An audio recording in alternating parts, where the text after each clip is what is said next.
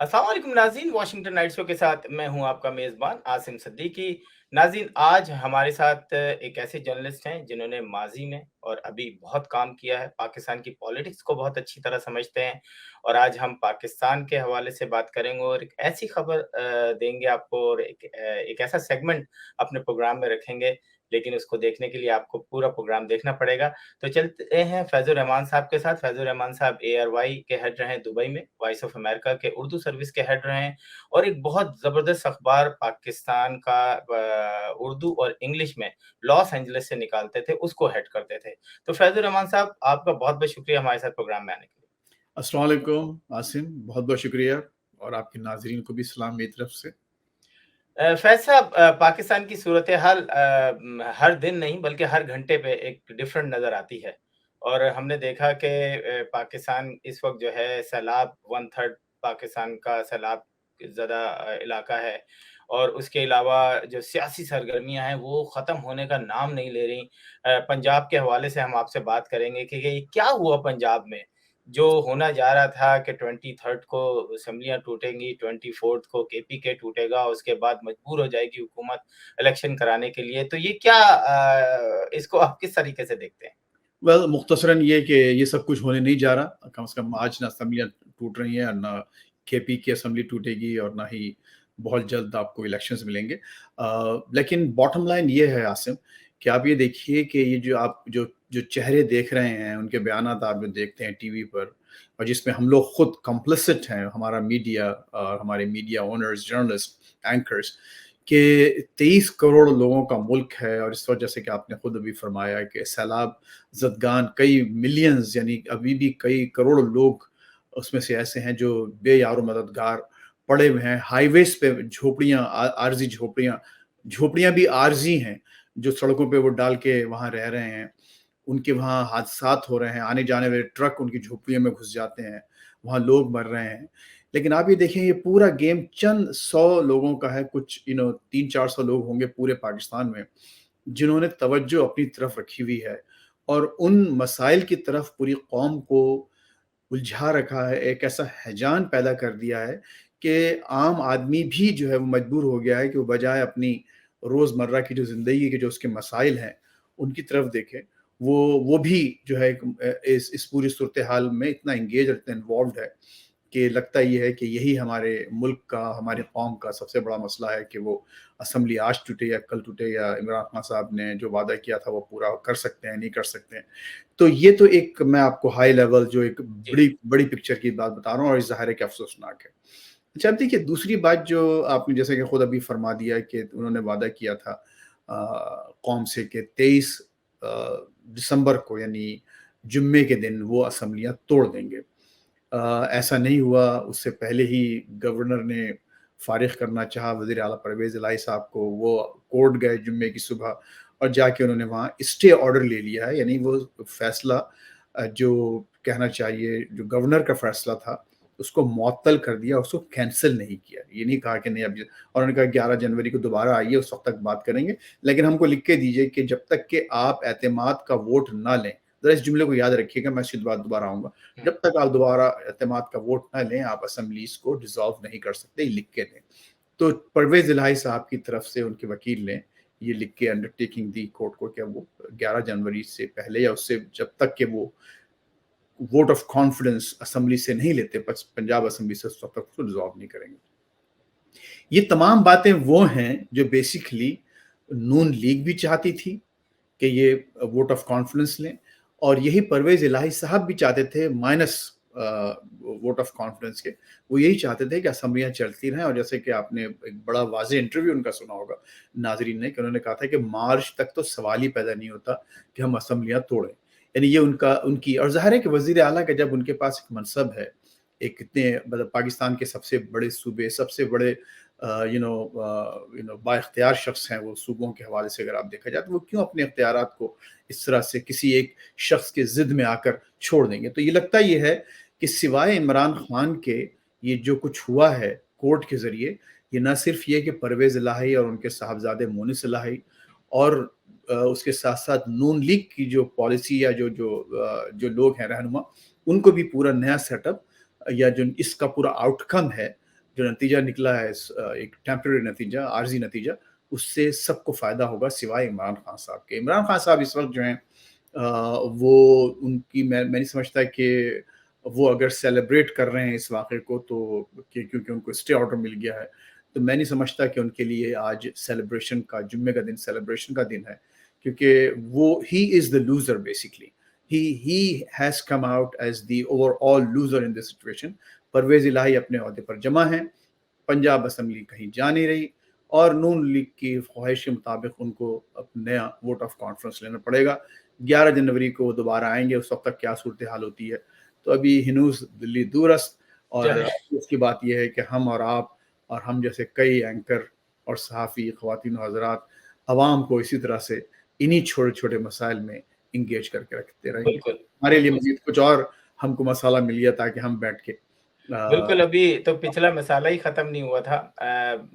ابھی آپ نے دیکھا جو وائس ریکارڈنگ آئیں تو اس کے بعد پورے پاکستان میں ایک عجیب سا اگر آپ یوٹیوب اٹھا کے دیکھیں تو میرا خیال ہے کہ اخلاق کی دھجیاں بکھرتی نظر آئیں، لیکن ہم نے نہیں دیکھا کہ اس پہ کسی نے سٹینڈ لیا ہو یا اس کو ثابت کرنے کی کوشش کی گئی ہو کہ یہ اصلی ہیں یا نقلی ہیں۔ آپ کو بتانا چاہیے تھا کہ نہیں یہ غلط ہیں، اور اگر آپ ایک دفعہ سپریم کورٹ جا کے ایسی ریکارڈنگ کی رپورٹ کر دیں اور اس کے بعد جو ہے اس کا کہیں سے فرانزک کرا کے قوم کو بتائیں کہ یہ غلط ہے، تو میرا خیال ہے قوم کا اعتماد آپ پہ بحال ہو جائے گا، لیکن یہ سب نہیں ہوتا۔ تو آپ بتائیں، آپ نے جو اتنے زیادہ خبروں میں مسلسل آپ یہ چیزیں دیکھ رہے ہیں، اس سے پاکستان کی سیاست پہ اثر پڑے گا، اخلاقیات پہ اثر پڑے گا، یا ایسے ہی سب کچھ چلتا رہے گا؟ اصل میں عاصم ہوا یہ ہے کہ قوم بھی ظاہر ہے، ہم بھی غلطیوں کے پتلے ہیں، ہمارے پاس بھی پوری قوم بحیثیت قوم ایک ہمارا ایک پیٹرن ہے۔ آپ یہ دیکھیں کہ ہمارے پاس جو ہم کرپشن، کچھ خاندانوں کے کرپشن کی بات کرتے ہیں، کچھ لوگوں کے کرپشن کی بات کرتے ہیں، لیکن حقیقت یہ ہے کہ چھوٹا بڑا سب اپنے اپنے لیول پر اور اپنے اپنے مواقع کے لحاظ سے کسی نہ کسی طرح کے کرپشن میں ہم لوگ انوالوڈ ہیں۔ افسوس یہ ہے کہ جو عمران خان صاحب کے بارے میں جو بھی باتیں سامنے آ رہی ہیں، اس سے پہلے بھی آئی ہیں، وہ ایک پیٹرن کا حصہ ہے۔ ایسا لگتا ہے کہ وہ چیزیں اب معمول سا بن گیا، تو کسی ایک عام آدمی کو، اور غالباً ان کے اپنے چاہنے والے جو ووٹرز ہیں، ان کے جو فالوورز ہیں، ان کو کیسا اچھمبا نہیں ہوتا۔ ہاں ٹھیک ہے یار، خان صاحب نے کر دیا، ٹھیک ہے، ایسی کون سی بڑی بات ہوگی۔ اور یہ بھی ایک میں سمجھتا ہوں کہ ٹریجڈی ہے۔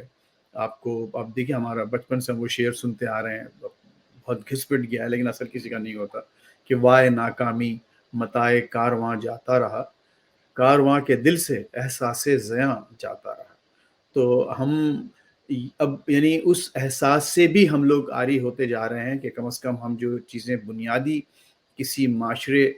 کا ایک وہ چیزیں جو معاشرے میں اہم ہوتی ہیں، ہم ان کو بھی نظر انداز کر کے ہم اپنے اپنے طور طریقوں سے آگے بڑھنا چاہتے ہیں۔ عمران خان صاحب کی جو آڈیوز آئی ہیں، ظاہر ہے کہ انہوں نے کوئی واضح اس کا ڈینائل نہیں کیا۔ کچھ باتیں البتہ دوسری طرف سے جو خاتون تھیں، جن کا میں ابھی نام لینا نہیں چاہوں گا، لیکن ظاہر ہے ہر طرف ان کا نام موجود ہے، سوشل میڈیا پہ بھی اور مین اسٹریم میڈیا پہ بھی، تو ان کے کچھ ان ویریفائڈ اکاؤنٹ سے ان باتوں کی تردید آئی ہے، لیکن ظاہر ہے کہ لوگ اس کو یقین نہیں کر رہے ہیں۔ تو اصل دیکھیے، میں آپ کو بتاؤں، مائک ٹائسن، آپ کو معلوم ہے کتنا بڑا ہیوی ویٹ باکسر، میں سمجھتا ہوں کہ شاید محمد علی کے بعد، جو ہمارے محمد علی کلے جو باکسر تھے مرحوم، ان کے بعد اگر کوئی بہت بڑا کرزمیٹک اور جس کی انٹرنیشنل گلوبل جس کی اپیل تھی، کوئی اگر باکسر آیا ہو تو مائک ٹائسن تھا۔ تو ٹائسن کا آپ کو معلوم ہے کہ وہ ایک اسکینڈل میں پھنسا، حالانکہ باکسر تھا،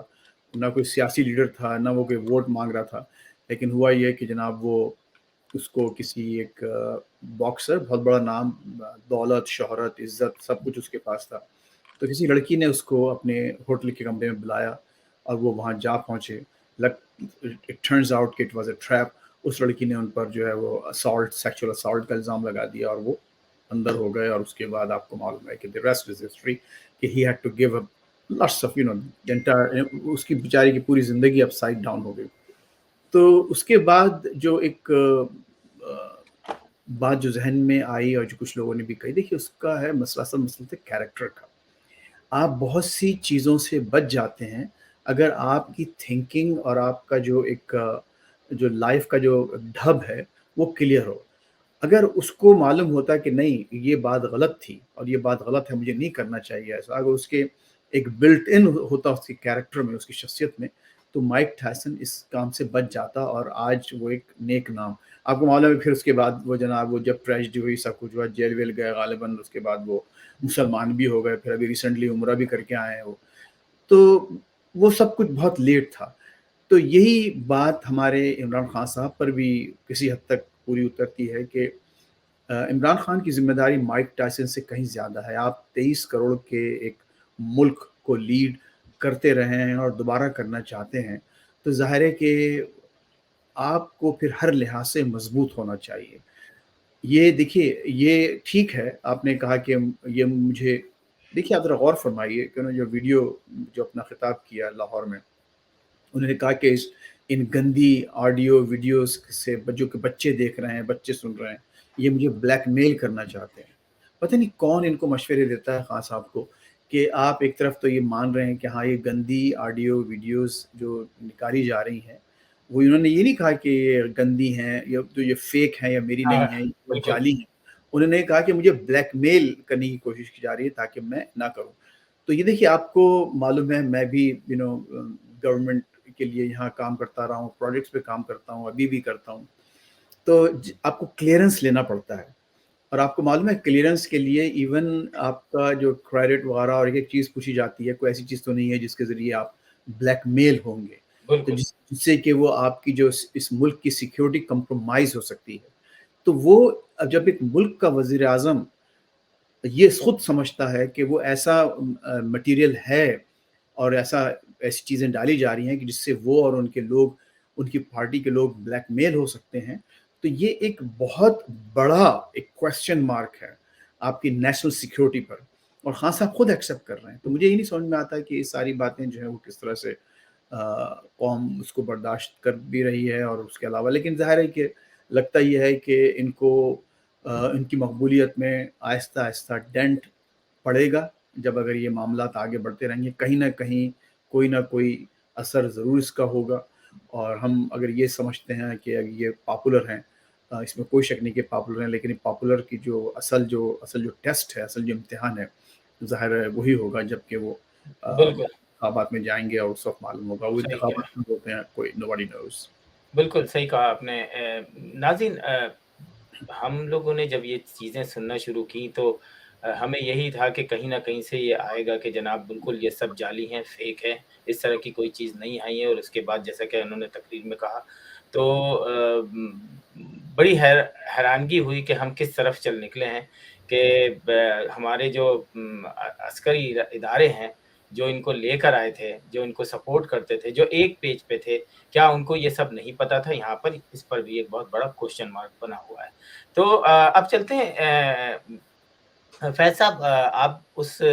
मेरे उस सवाल का जवाब आप देंगे, जिसका नाज़रीन इंतज़ार कर रहे हैं कि सीता वाइट के हवाले से पाकिस्तान के अंदर, दुनिया के अंदर हर वक़्त जब भी इमरान खान का ज़िक्र आता था, तो सीता वाइट का नाम जोड़ा जाता था। और इमरान खान ने खुद बताते खुद कभी ये नहीं कहा कि ये सब कुछ झूठ है। और आप वो वाहिद शख्सियत हैं क्योंकि कैलिफ़ोर्निया में आपने जो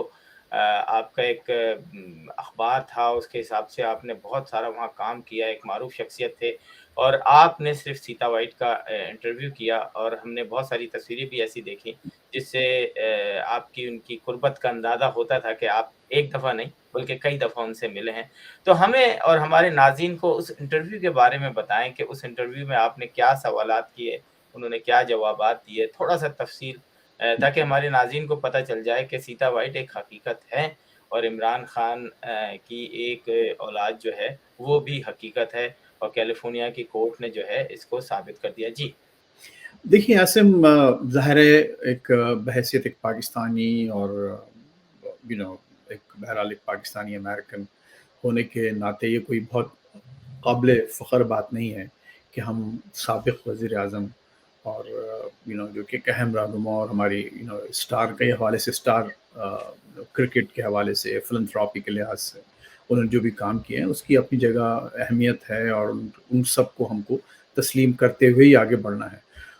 تو ہوا یہ کہ یہ آپ نے درست کہا کہ مجھے یہ جو موقع ملا سیٹا وائٹ کو انٹرویو کرنے کا، تو میرا خیال ہے کہ شاید اب تک میں واحد پاکستانی جرنلسٹ ہوں جس نے ان پرسن بھی ان کا انٹرویو کیا، اور پہلا انٹرویو تو میں نے چاہے ان پرسن جیسے بھی کہہ لیں میں نے ہی کیا تھا پاکستان کے حوالے سے، لیکن سیٹا وائٹ اس سے پہلے بھی ایک نون شخصیت تھی، نہ صرف مغرب میں بلکہ پاکستان میں بھی کچھ لوگ جانتے تھے ان کو، اور انگلینڈ کے ٹیبلوائڈز میں عمران خان کے حوالے سے ان کی اور ان کی تصویریں پہلے بھی چھپتی رہی ہیں، اور وہاں پر یہ بھی چھاپا جا چکا تھا کہ سیٹا وائٹ کی جو بیٹی ہے ٹیریان، وہ دراصل عمران خان کی بیٹی ہے، اور عمران خان ان کے والد ہیں۔ والد سے مراد یہ کہ ان سے ان کی تولید ہوئی ہے، تو یعنی اس بیٹی کی۔ تو اس کا یہ کوئی انون ایک کوئی وہ نہیں تھا secret, it was an open secret in the west. ہوا یہ کہ 97 میں جب ہمارے خان صاحب نے جب پارٹی لانچ کی 96 غالباً، اور پھر اس کے بعد انہوں نے 97 کے الیکشنز لڑنے کا اعلان کیا، تو پھر الیکشنز میں بھی کچھ لوگوں نے یہ سوال کہیں اٹھائے ان سے، اور کہ وہ سیٹا وائٹ کے ساتھ آپ کی بیٹی ہے ٹیریان، از شی یور ڈاٹر؟ تو انہوں نے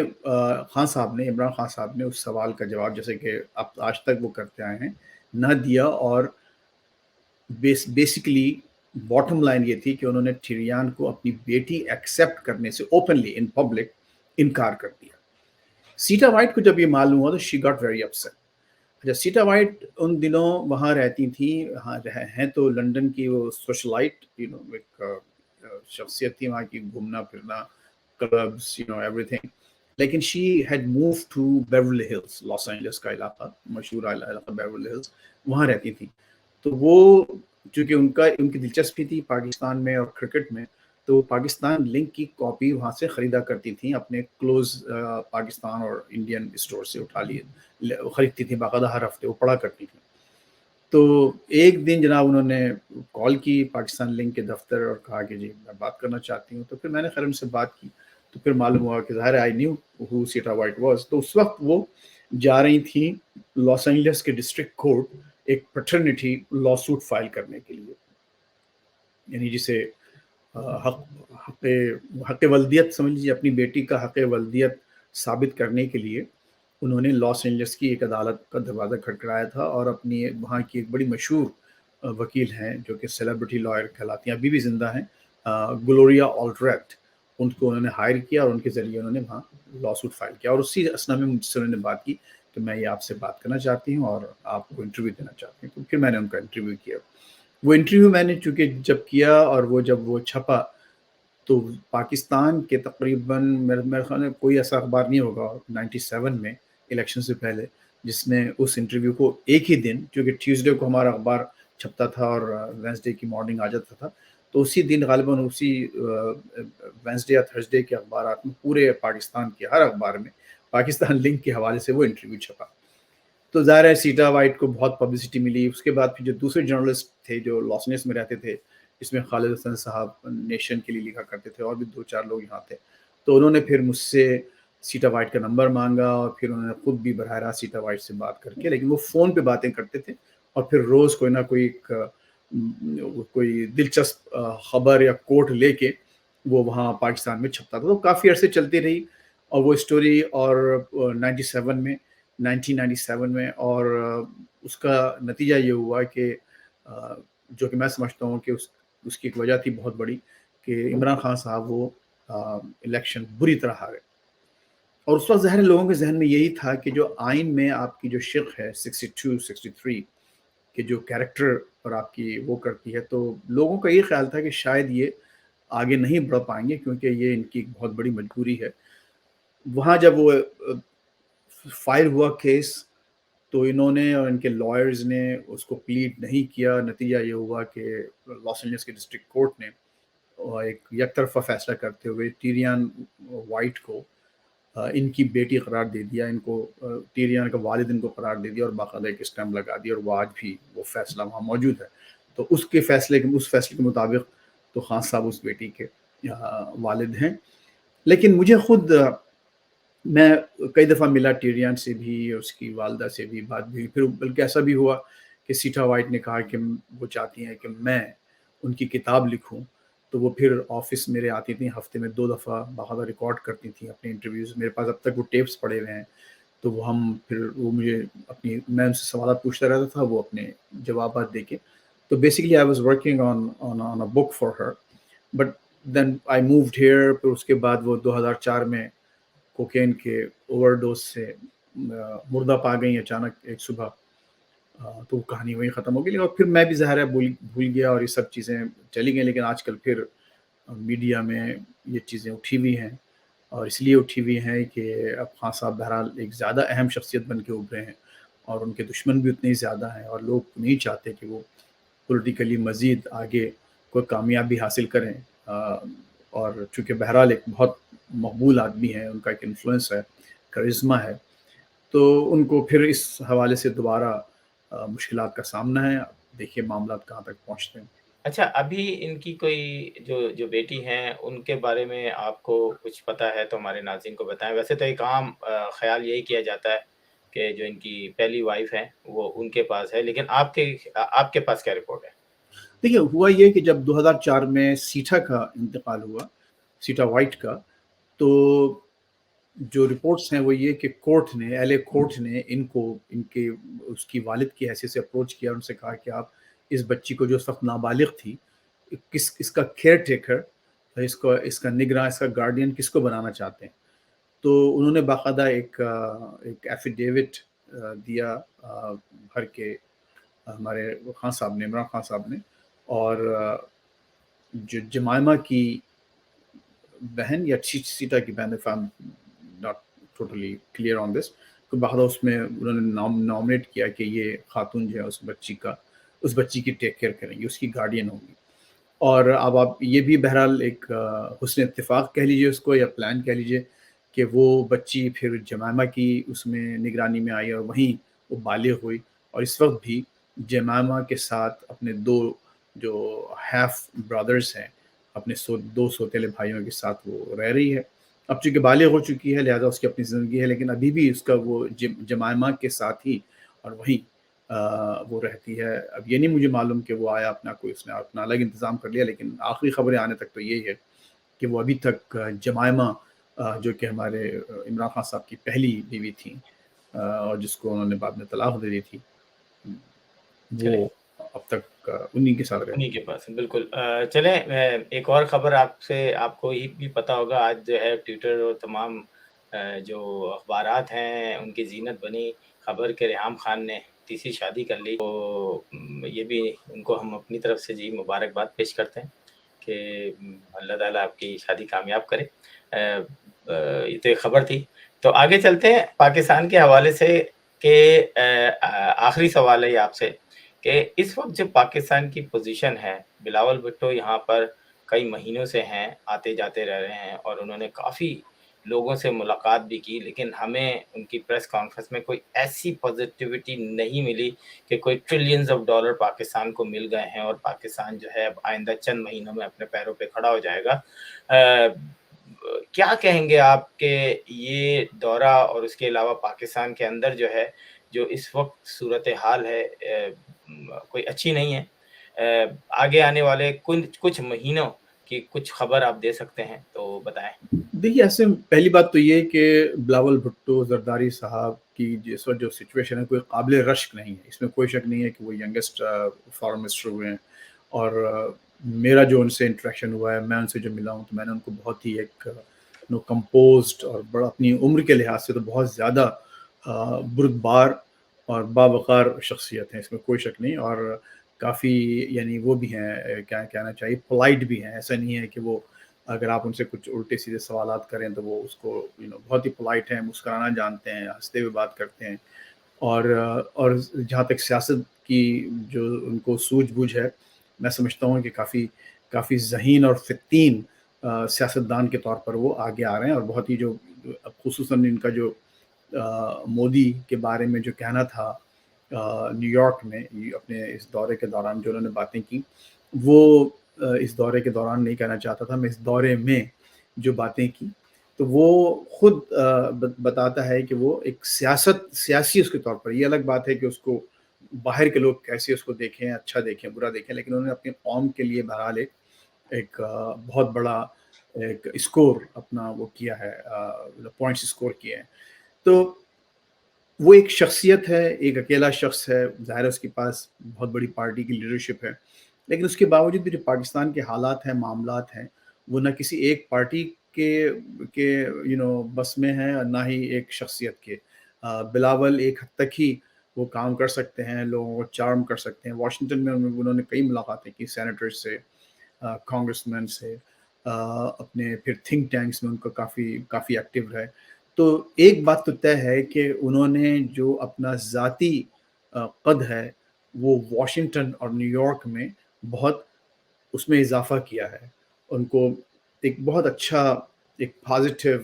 ان کو وائبز ملی ہیں واشنگٹن میں، لوگوں نے ان کو پسند کیا ہے، ان کا طریقہ کار، ان کے بولنے کا، ان کا ڈیمینر، ان کی پرسنالٹی، ان کے الفاظ کا چناؤ، لوگوں نے ان کو پسند کیا ہے. لیکن پاکستان کے جو پرابلمس ہیں وہ they are beyond Bilawal Bhutto Zardari اور ایون شہباز شریف صاحب یا اسحاق ڈار صاحب. یہ شخصیات اپنے طور پر جو کچھ بھی کرتے رہیں، جب تک کہ ہم پاکستان میں جو بنیادی مسائل ہے اس پر توجہ نہیں دیں گے، آپ ان چیزوں کو آپ حل کرنے کا سوچ بھی نہیں سکتے. اور اصل جو مسئلہ ہے وہ یہ کہ ہم اب تک ان بنیادی مسائل کی طرف دیکھنے کو تیار ہی نہیں ہے. جیسے میں نے اس سے پہلے آپ سے شکوہ کیا تھا کہ میں اور آپ بیٹھ کے بھی اسمبلیوں کی تحلیل کی بات کر رہے ہیں، سیٹا وائٹ کی بات کر رہے ہیں، بلاول کی پریس کانفرنس کی بات کر رہے ہیں، لیکن وہاں آپ کو معلوم ہے اس وقت جو کروڑوں لوگوں کی جو زندگیاں ہیں اور کروڑوں لوگ لٹرلی بلو پاورٹی لائن، خط غربت سے نیچے زندگی گزار رہے ہیں. اور وہ کیا ہوتی ہے خط غربت سے زندگی، مجھے اور آپ کو تو اس کا اندازہ بھی نہیں، اور نہ ہم کبھی وہاں ہم نے جا کے لوگوں کو دیکھا ہے. تو بالکل اصل مسئلے آپ کے یہ ہیں کہ آپ ان لوگوں کی مسائل کی طرف دیکھیں. بلاول صاحب کو بھی یہ چاہیے کہ ٹھیک ہے، اپنے قد بہت بلند کیا ہے، شہباز شریف صاحب بہت کوشش کر رہے ہیں، وہ ہر ایک کو تھپکیاں لگاتے ہیں، ہر ایک کے گال تھپ آتے ہیں، سب کچھ کرتے ہیں، بیچارے سب کچھ کر رہے ہیں وہ لیکن وہ کچھ چیزیں ورک آؤٹ نہیں ہو رہی. ورک آؤٹ کیوں نہیں ہو رہی؟ ورک آؤٹ اس لیے نہیں ہو رہی کہ آپ کا راستہ ہی غلط ہے، آپ کا راستہ ہی غلط ہے. اور پھر جو پیچھے جو لوگ بیٹھے ہوئے ہیں جو کہ ان کو لانے لے جانے، اوپر کرنے نیچے کرنے کے ذمہ دار ہیں، وہاں پر بھی بہت بڑی ریئلائزیشن ضروری ہے کہ آپ وہ خود کیا چاہتے ہیں. کیا مطلب ایسی ہی صرف ایک آنکھ مچولی چلتی رہے گی، ڈنڈا ڈولی چلتی رہے گی کہ کسی کو نکالا، کسی کو لایا، کسی کو ایک فساد بنا کے پیش کیا، پھر آپ نے ساری باتیں کر کے پھر وہ دوبارہ وہی ایک تھرو اسکوائر ون ساری چیزیں چلانا شروع کر مطلب دیں؟ آپ کے کہنے میں کچھ بھی ہونے والا نہیں ہے، ایسے ہی چلتا رہے گا. کیونکہ کراچی کا حالات آپ دیکھ لیں. ایسے نہیں چلے گا، حالات بدتر ہو رہے ہیں، حالات ظاہر ہے آپ بھی جانتے ہیں آصف، حالات. لیکن فیض صاحب، بس میں پروگرام کا وقت بالکل جی ختم ہی ہو گیا ہے. کل کا پاکستان جو ہے وہ اچھا تھا آج کے پاکستان سے، اور ہر دن یہی ہو رہا ہے. تو آگے اب تو مجھے لگتا ہے کہ آگے اور اس سے کیا برا ہوگا. نہیں، سب سے پہلی بات تو یہ کہ آپ کو پاپولیشن کنٹرول پہ جس کو وہ ایسے جو ٹچی سبجیکٹس ہیں ہم ان پہ توجہ نہیں دے پاتے. بالکل ایک بات تو یہ کہ سب سے پہلی بات تو آپ کے تمام لوگ ایکول ہونا چاہیے قانون اور سماج کی نظر میں. آپ کی جو آپ سو کالڈ، جن کو میں اقلیت کہنا بھی نہیں چاہتا، ان کو بھی آپ بھرپور اپنے مین دھارے کا حصہ نہیں بنائیں گے. عورتوں کو آپ اپنے مین دھارے کا، اپنے مین اسٹریم کا پورا اس کا حصہ نہیں بنائیں گے. اور واقعتاً پورا ایمفیسس اور پورا زور آپ کا جب تک اکنامک ڈیولپمنٹ پر نہیں ہوگا تو باقی آپ کی پالیٹکس، آپ کی سوشل ایشوز وغیرہ آپ کو ساری عمر ایسی تنگ کرتے رہیں گے، اس میں کوئی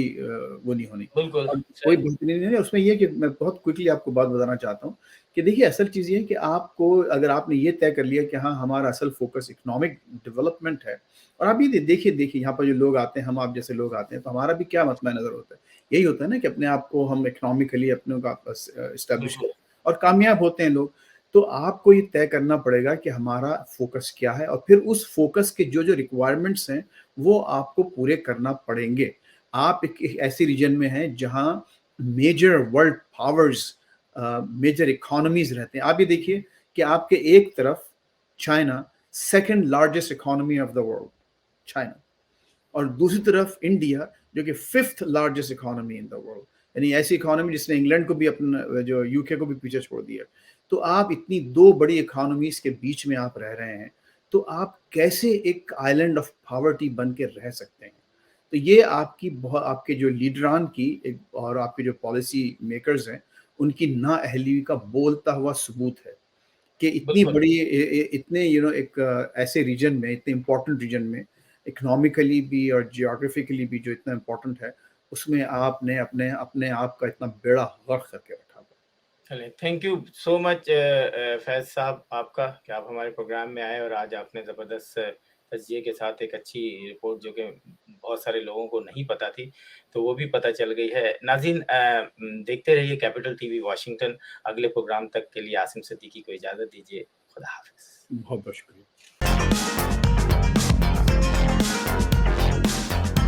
Washington Night Show with Asim Siddiqui. You are watching Capital TV Washington. The best South Asian TV channel in North America.